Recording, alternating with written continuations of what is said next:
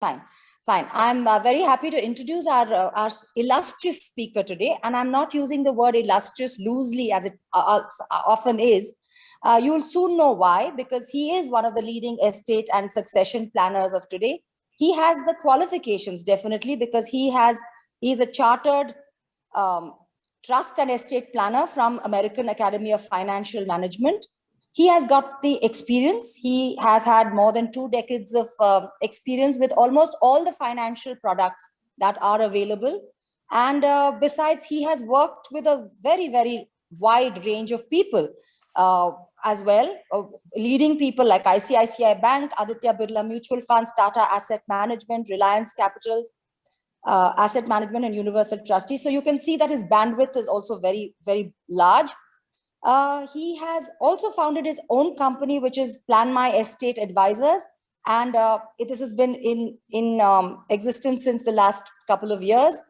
And he advises on a lot of different aspects for family business, for business families, intergenerational estate planning and legacy planning, family constitution, business succession, and he has trained also. He does a lot of training as well with various banks. He trains a lot of teams from various banks. I think also it's the qualitative aspect of passion, which I think he has plenty of, and which we are going to be witness to today. And for all this, he has been recognized as well. He has been awarded by the Times Group with the Times leading icons of 2021. So this is why today, fellow Rotarians, we have an extremely illustrious speaker with us, who is willing to share his experience, give us his guidance and advice. Welcome, Mr. Shailendra Dubey, and we really look forward to today. Thank you. Thank you so much, Sucharita ma'am, and thank you, Mr. Punjabi, for giving me this platform. So I look forward to this session. While I do have a presentation, but feel free to ask questions in the Q&A session towards the end. So very briefly, what I'm going to talk about is basics of estate planning. Very quickly, we'll understand what estate planning is all about, what are the various tools used, and then we'll in detail talk about the trust part of it. So I'll just share my screen. Okay, there you go.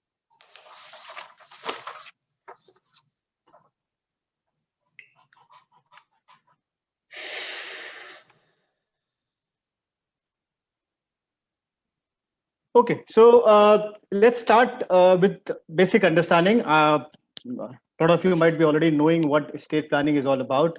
It's basically anything and everything one does to pass on their wealth, their estate to the next generation. So all the steps which we take, which could be making a nomination or having a joint account holding or anything that we do so that our well-earned wealth is passed on to the next generation is something we call as the estate planning. So along with that, there's another word used which is called as a succession planning, which more or less is similar, but slight difference is that in case of a succession planning, it is more to do with the role with the business. So let's say if there's somebody who's running a business and he needs to undertake who takes care of the business after him. So that's the succession planning bit of it. So how do we pass on our wealth? One is which most of us do, and if not, then we should certainly do this, have a joint account holder in our account and add nomination. So if it's a single account, then for sure you should add nominee. If not, then even in a joint account, you should still have a nominee, because let's understand what nomination is all about. Nomination is basically a facility given by our banks or our investment companies, so that in case of a demise, immediately after doing certain documentation, the money is provided to your nominee, which basically means that while all the process of probate or letter of administration or whatever the legal process is still happening, the money will be available to the nominee provided. Otherwise, the whole process can delay. So now the nominee may not be the ultimate beneficiary, while most of us know that nominee is only a custodian and nominee is only a trustee. So nominee's job is to collect the assets given by the bank or the investment company and pass it on to the legal heirs. But a lot of time our near and dear ones, our spouse, our children are the beneficiary. Hence, if we make them a nominee, then we're actually giving the money to the ultimate beneficiary, and the money is immediately available. So nomination is very important. We should do through a will. I'll touch upon the will very quickly in the next slide. Through private trust, that's the one I'll talk about in detail. What are the various usage of private trust? What are various kinds of private trust? And we'll see in which circumstances how private trust can be used. Family settlement, we know a bit of it. Basically, the family enters into some kind of arrangement, some agreement, and they agree that this is how the wealth will be distributed. So I'll not get too much into detail of that. And finally, the operation of law, which is what I think almost 95% of Indians do. They don't do anything, which means that the law applies. Okay, so you don't write a will, you don't create anything. The money would go as per the succession law. So depending on which religion you are, under which act the marriage has happened, and there are certain other criteria, based on that, a law would be applicable, which is called as the succession law. So just to understand it very briefly, let's say if a Hindu male passes away without writing a will, without giving his testament, then his wealth would be distributed equally between his children, his wife, and his mother, which may not be the objective. Because let's say if somebody leaves behind the 10 crore rupees and he may want 70-80% or maybe 100% of that to go to his wife, and the rest to children, or maybe to children after the wife goes.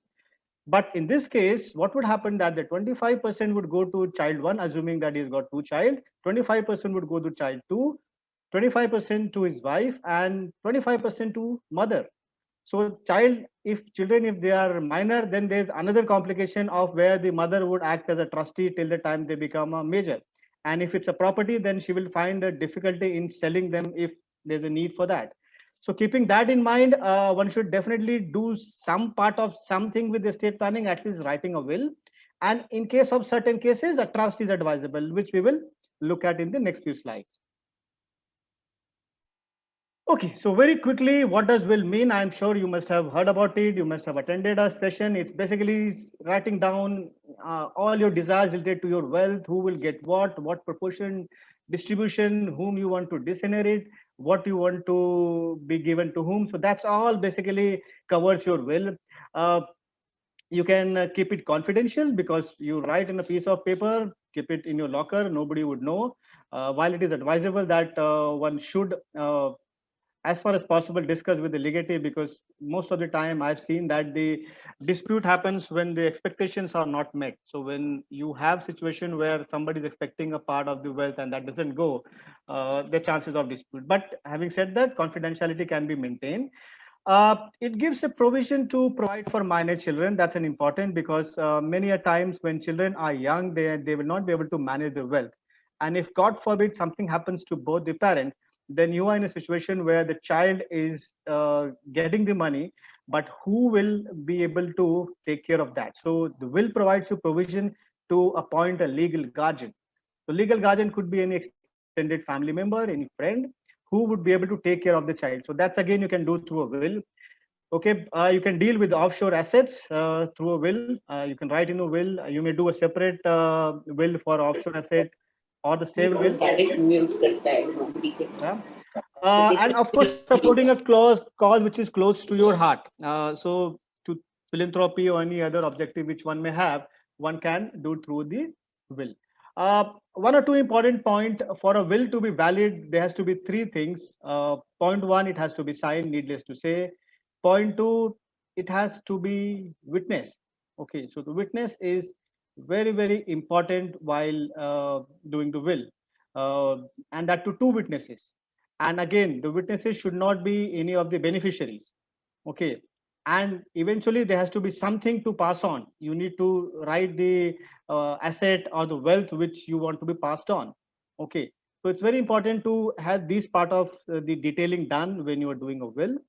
As I said, anybody can do a will till the time is a major and is of a sound mind. The will is a very basic and very important and very preliminary document which one should definitely do. So let's move on to the next topic, which is what is going to be the main topic of today. Let's understand what trust is. Okay, trust is an obligation and next by the settlor. So there are three components to a trust. Component number one, the person who's creating a trust, we call that person as the settlor. The beneficiaries, people who are going to get the money, and the trustees. Okay, so three of them come together and make a trust. Again, settlor is the person who creates a trust, trustee is the one who manages and takes care of the trust, and beneficiaries are the named beneficiary in the trust. Okay, now, so trust is basically an agreement between a settlor and the trustee, where a settlor says that, look, these are my assets, this is what I want you to do. So there's an agreement which happens, which is called as basically a trust deed.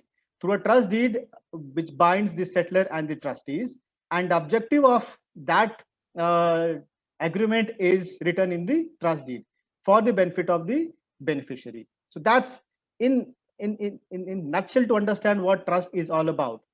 Important point here to understand is that whenever one person creates a trust, the assets actually move from an individual ownership to the trust ownership, which means that the ownership changes. This is very important to understand, because in the subsequent slide, I'll talk about how does this change of ownership helps us in achieving certain important objectives in life. And we'll see that. And then the assets which are lying in the trust are basically, you can transfer your liquid assets, you can transfer your property, your jewelry, basically all kind of assets can be transferred into the trust. There are two types of trust, private and public trust. We will talk about private trust in this. In public trust, basically the public at large is the beneficiary. In private trust, there are defined beneficiaries. There are defined, let's say a family member, they are named, or their lineage is named. So that's the private trust.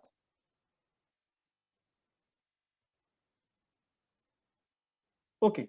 Now let's also understand what are various ways the trust can be categorized. One is based on how would the distribution happen, which means that who would get what part of the benefit. So it can be categorized either as a discretionary trust or determinate trust. In the discretionary trust, the discretion is given to the trustees to make the distribution as they deem fit or as they decide, or as the instruction given by the settlor, which may not be a binding one. Okay, but the discretion lies with the trustees. So let's say if I have named, if there are 5 people named as a beneficiary, what percentage of the wealth and at what frequency the distribution would happen from the trust, the decision is taken by the trustee. So the beneficiaries do not have the right saying that so much percentage of the wealth is lying in my trust. Next is, which is opposite of that, determinate or definite trust. In this kind of a trust, the settlor specially writes that a particular beneficiary has a so much percentage in the trust. So let's say if I have 2 beneficiary, I'll say 50-50 or 60-40, or if I have 3 beneficiary, I define exactly what percentage of wealth or which wealth will go to which beneficiary. So discretionary and definite or determinate are the 2 ways to distinguish the trust. Second is the power of revocation. So one is revocable, the other one is irrevocable. As the name suggests, the revocable trust will give a power to the creator of the trust, which is the settlor, to make the changes in the trust deed and also wind up the trust as and when he deems fit. Now, this is very important because a lot of time I meet a settler and say, so I like to make a revocable trust because I am have a full liberty to do with the trust deed. I can make changes, I can wind up. But mind you, there are certain objectives which we may not be able to achieve if we create this kind of a trust. And then also there are certain tax complications.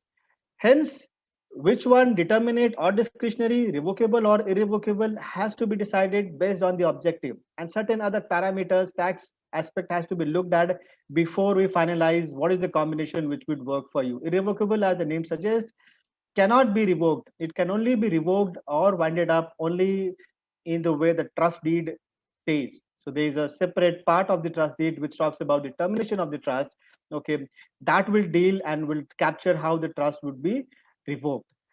Another point, the power of the revocation is only with the settlor. which means the creator of the trust is the only person who can wind up the trust. After his life or her life, this revocation cannot be done by the anybody else, but the trust is under power of the trust deed.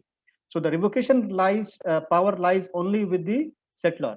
Private trust, public trust, I have broadly talked about the limited or the defined beneficiary, and in case of public trust, basically public at large.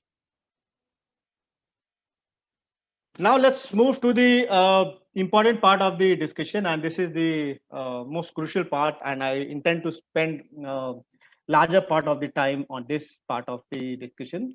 Why to have a trust? I mean, is trust required for me, or will is good enough? What is that objective which I will achieve if I make a trust?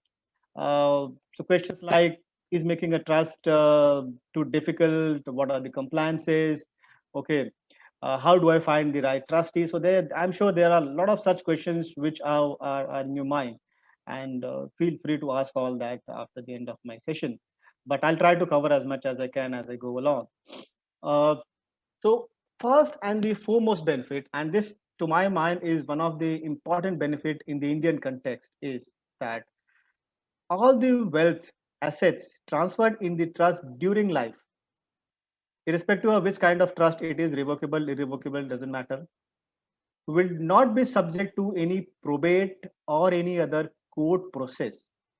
So when, just to make this slightly more clearer, when a person passes away, the legatees will have to obtain certain documents, which can be a probate order, or if there's no will, then letter of administration, or in some cases, succession certificate.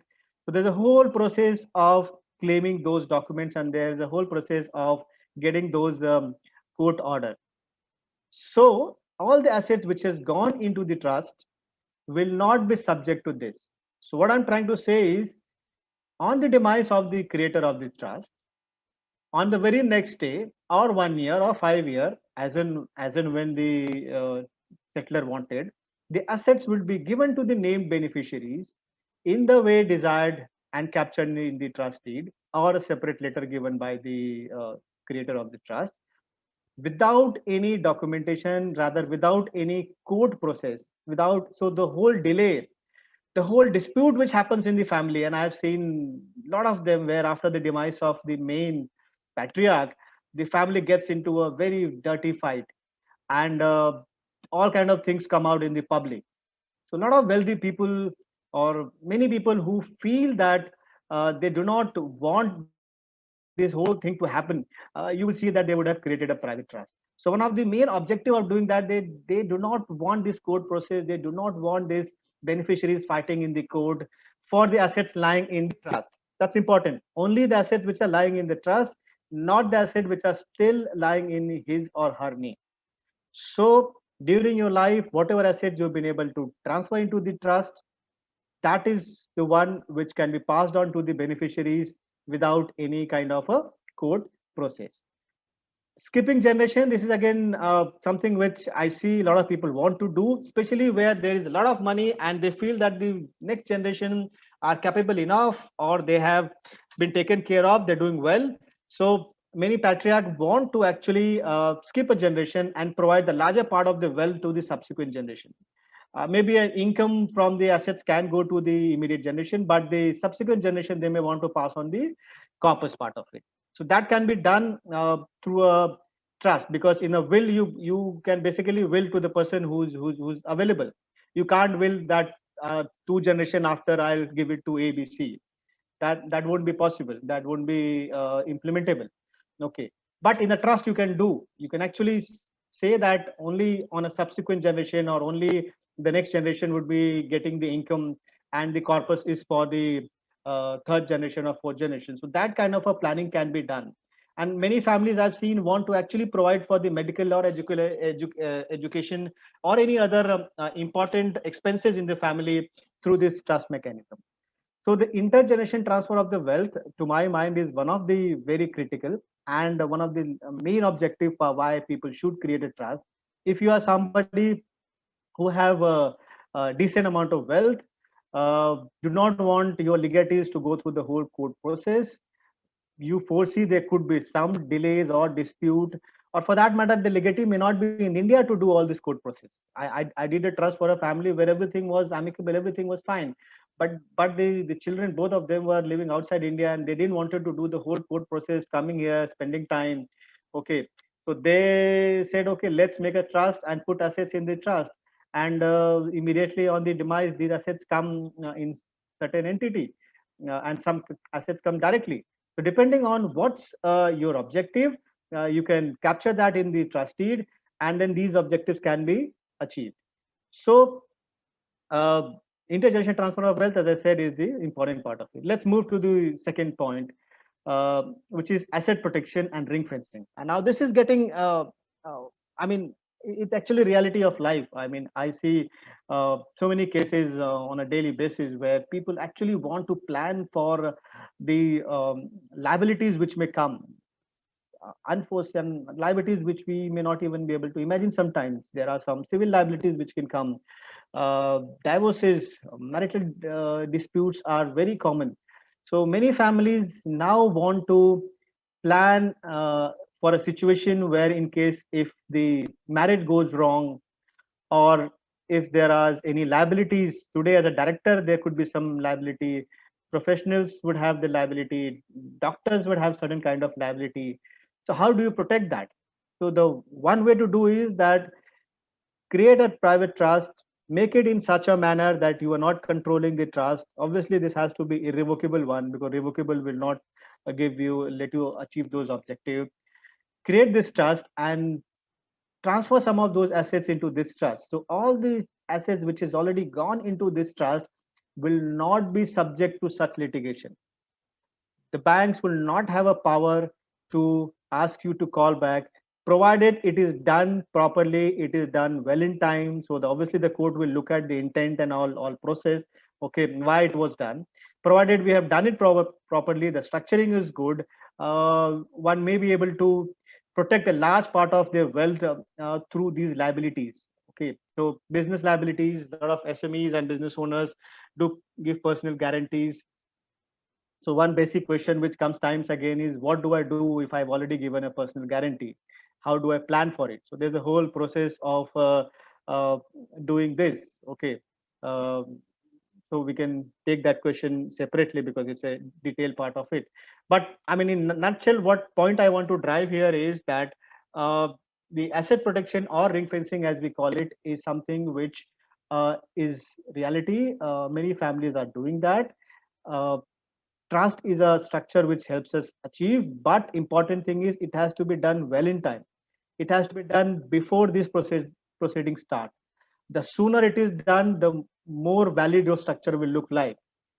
So if you are somebody who foresee this, or you just want to plan for such situation, one can go ahead and create such a trust which will help in protecting the personal wealth from these kind of the liabilities. Okay, moving on to next point, estate planning for cross-border families. Now this is again very common these days. One branch of family has moved out and they are either in US, UK, or various different other part of the world. How does one plan for the various taxes which may hit? Estate taxes and inheritance tax I'll talk about in the next point.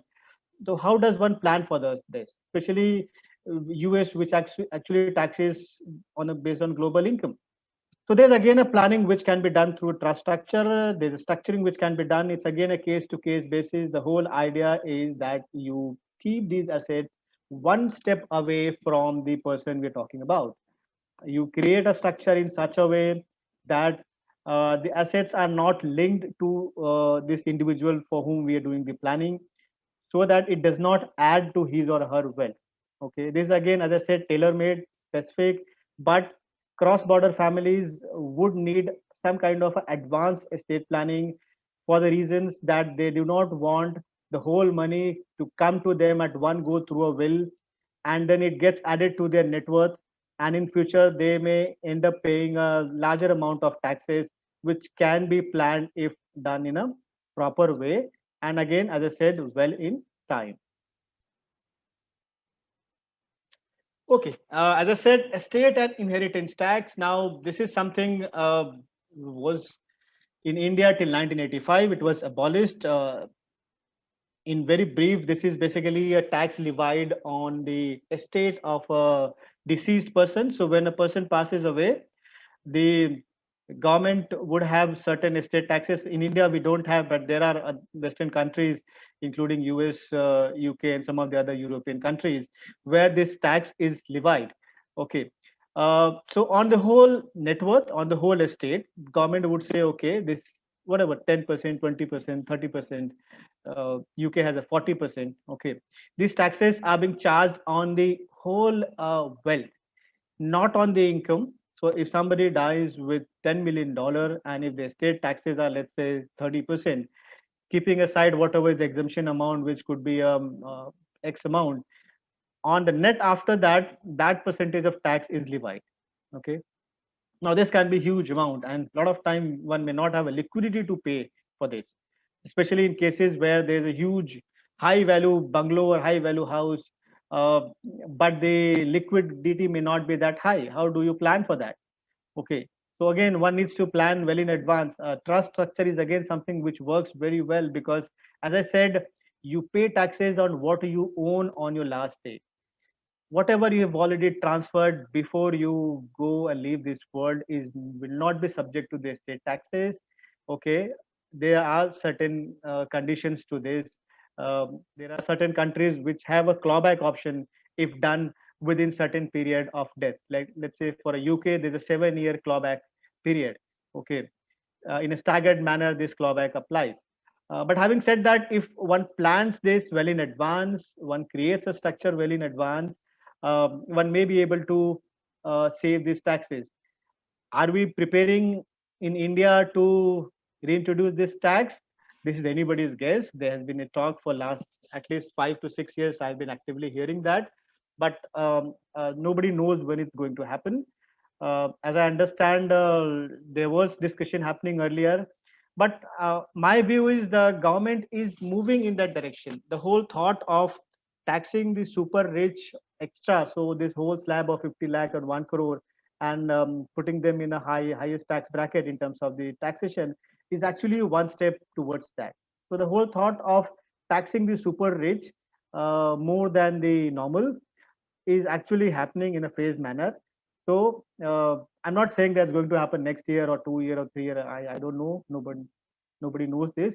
But my view is that the as a country we are moving in that direction. At some point of time, we will have a situation where some form of estate tax or a mild form of estate tax may get introduced in near future. So estate taxes and inheritance tax worldwide are planned best with the trust structure.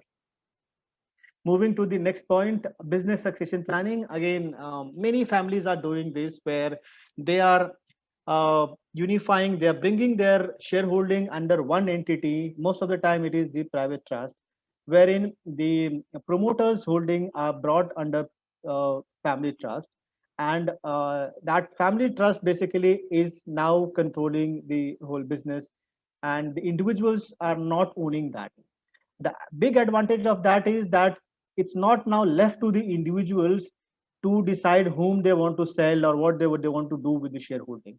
Now as a group they decide on this. There are a lot of cases where hostile takeover happens, where one branch of family or one part of family goes out and sells to a competitor.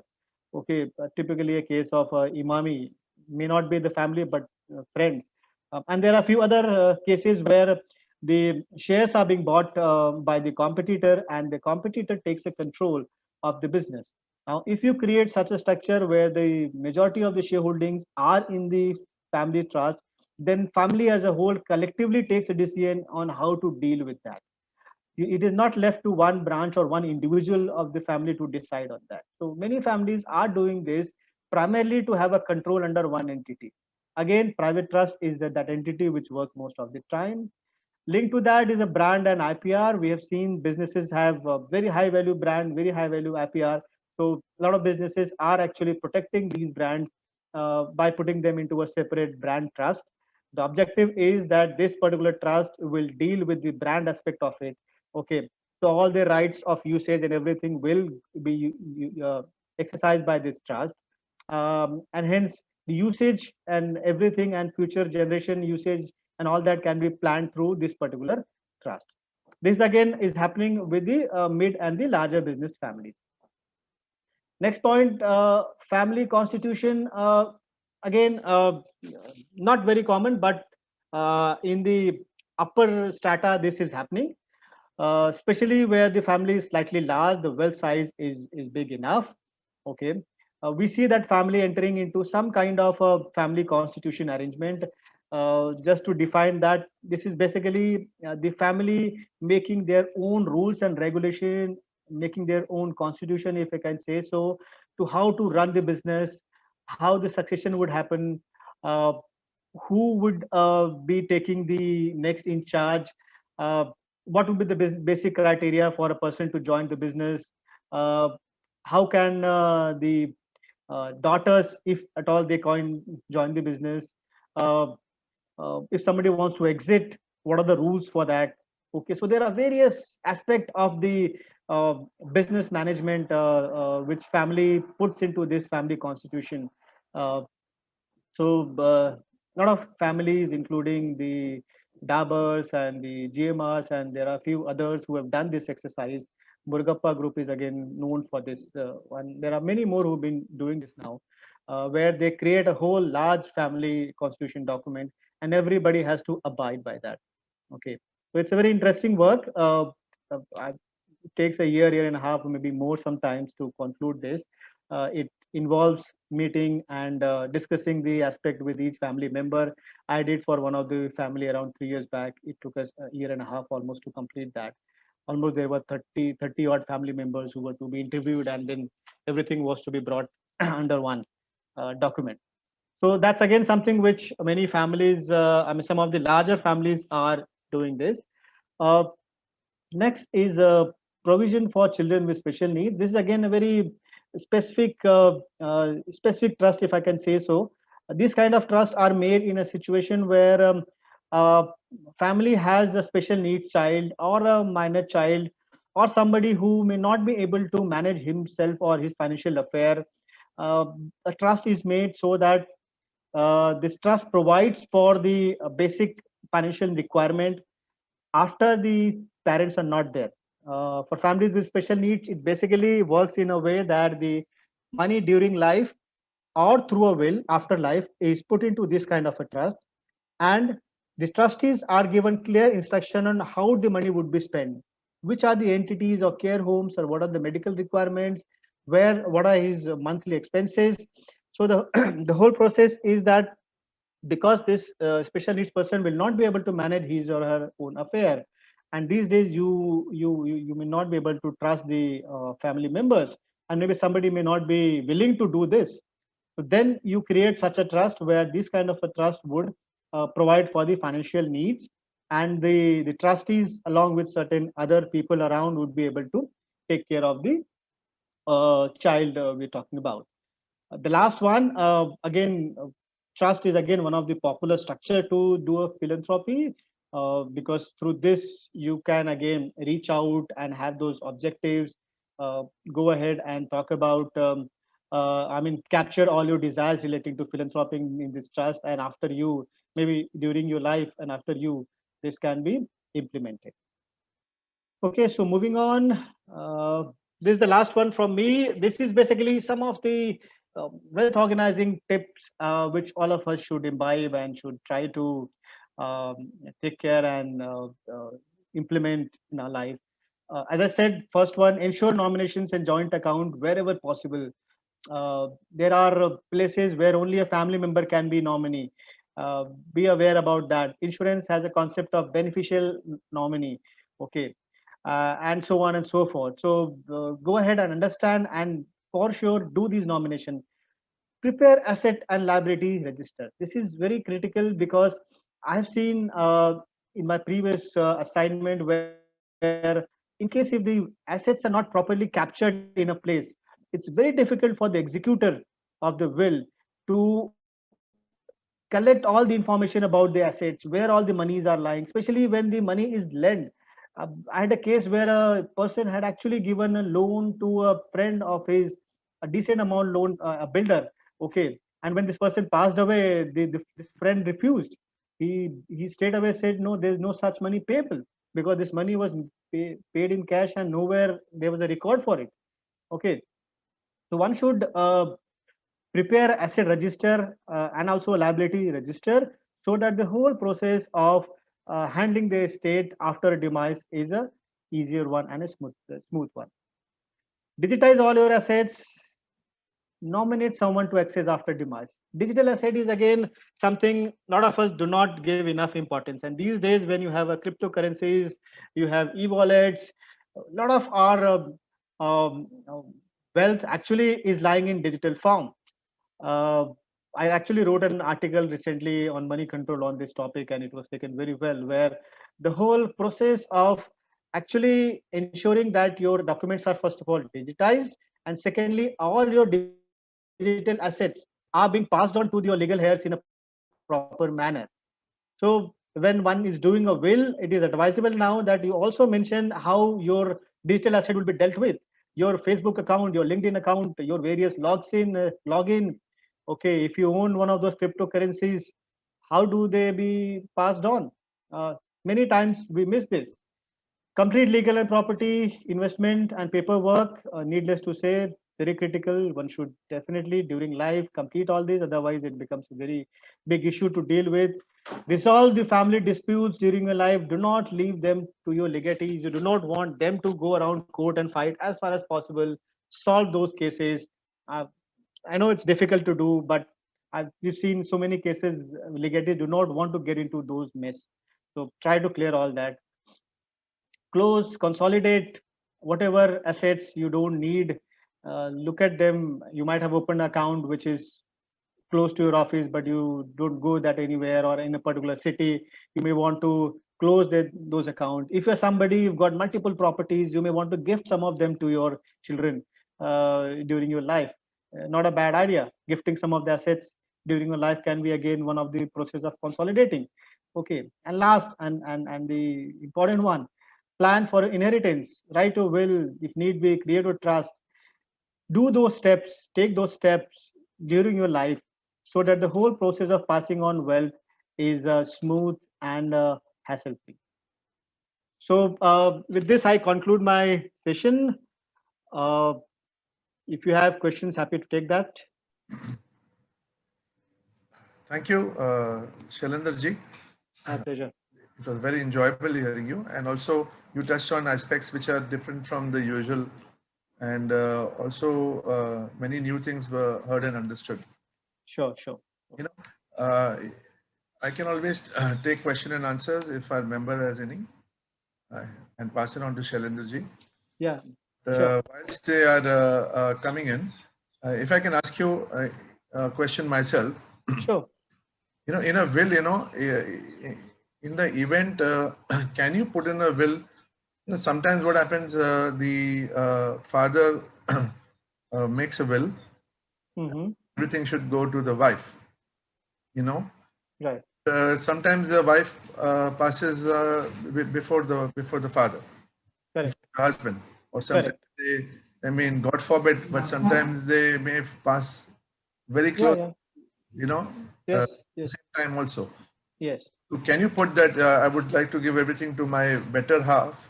Mm-hmm. So if she is not there, then it should be distributed like that. Absolutely. That is how the will should ideally be written. You should say that I'm giving this to my spouse, and if she predeceases me, then to my children in so and so manner. Okay. Sometimes we may also write the word not only predeceases, if she passes away within 90 days or 120 days. Okay. So that it should not happen that the whole process is done and unfortunately she also passes away. Then you have to do the whole process again. Okay. So we can use those words in such a manner that this can be actually passed on to the next generation in case if such an eventuality happens. So that can be captured in the will writing. That's the important question, actually, important part of it.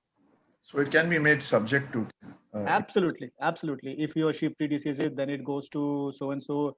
If she predeceases, we can write up to 2, 3 subsequent. Okay. Okay. Both of them can die together or stuff like that. I have a question. Shailendra, thank you very much for that very easy to understand presentation, a topic that lots of people are not very comfortable talking about, even with teams, child and father or Sure. children and parents. Sure. But it's really an important one.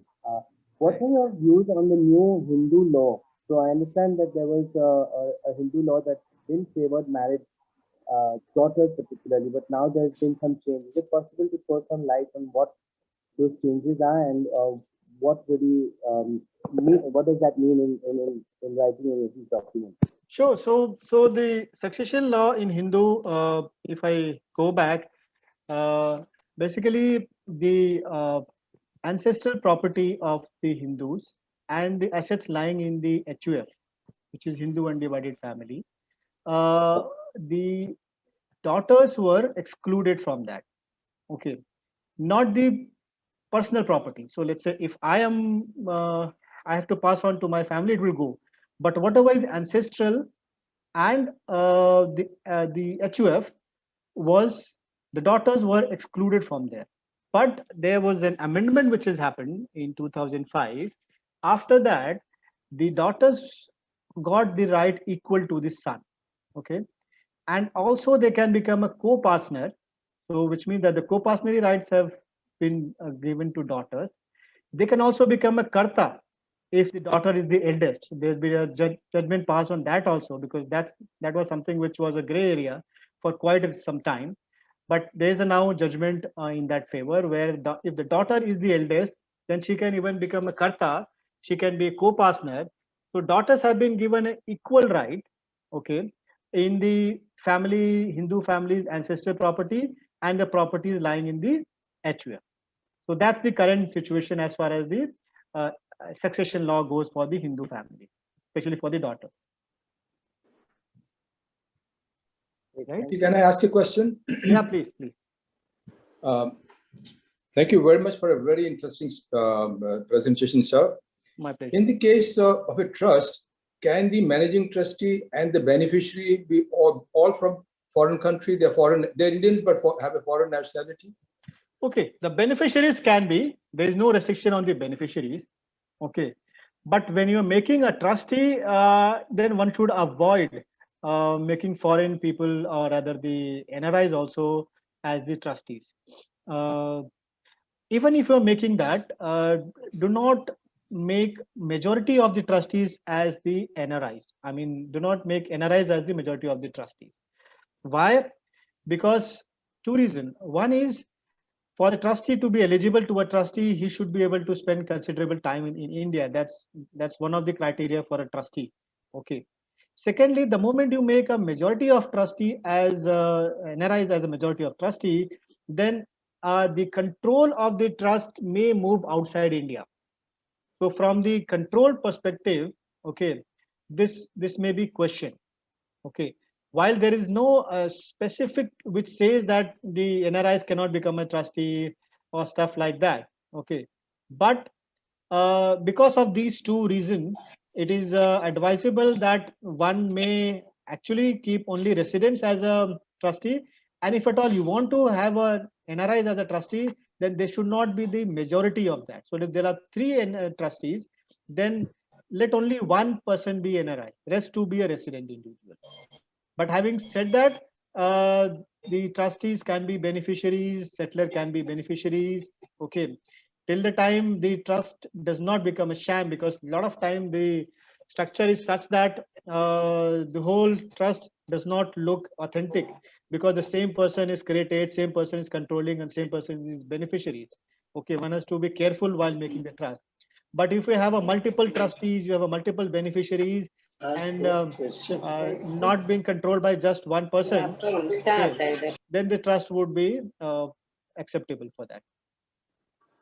Okay. Just a small follow-up question. Please. Many of the mutual funds and others do not accept investments from the US nationals and the banks particularly. Right. Does it apply in the case of a trust when the settlers passes away, and the trustee and the beneficiaries are all foreign nationals? Would those restrictions be applying to them also for bank accounts, etc., or the trust is treated as an Indian entity and not as a foreign entity? to my mind, it will apply because they are looking for the ultimate beneficiaries these days. They have a form wherein you'll have to fill in the ultimate beneficiaries. So the ultimate beneficiaries and their nationality also has to be filled in. But having said that, you can still create a structure where there are other beneficiaries who are resident in Indian. Okay, and if one of them is a US person, okay, then you can still say that just there's one person who's a US. Okay, the others are resident Indian. But if you are in a situation where all of them are US nationals, then obviously the bank or the mutual fund companies will object for that, because then it's just a pass-through entity. Trust is basically a pass-through entity. But if you have a structure where there are mix of resident and non-resident, I mean US and non-US, then your structure would be all right. Thank you. Sure. Thanks. Any more questions?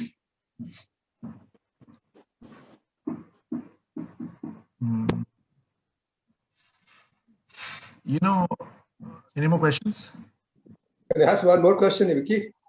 Yes, of course. Please. Thank you. Go ahead. Would the same rules apply to HUF account also? Sorry, come again. For the HUF account, also similar kind of restrictions will apply? See, in HUF, anyway, the Karta is the one whose identity is taken. Okay, so they are not bothered with the. I mean, they obviously capture the co-partners and the members. Okay, but all the KYCs are done for the Karta. Okay, so for the HUF, your structure may work. Okay. I see. Okay. Yeah. Thank you. Yeah. Sure. Yeah, Vicky, can I ask a question? Jamshid, go ahead. Yeah. Hi, Shraddha. Hello. I just wanted to ask you, you mentioned that you have a will. The will has to be attested by 2 independent witnesses. Correct. If in the chance that, say, the witness is predeceased the writer of the will, Mm-hmm. what is the position? Okay, so ideally one should do the will again and have a new witnesses. But I get your question: what if that's not done? Is the will still valid? Okay, so the answer is yes, will is still valid. Okay, in the absence of the witness not coming to testify or not alive, the court will look at the other circumstances. Okay, of the will writing. So the will still remain valid.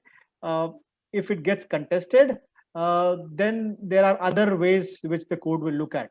Okay, but the best thing is to do is, in case if your witness is no more, you should immediately change your will. I mean, update your will and add the new witnesses to that. But the will still remains valid. Will that does not become invalid just because the witnesses has passed away. Thank you.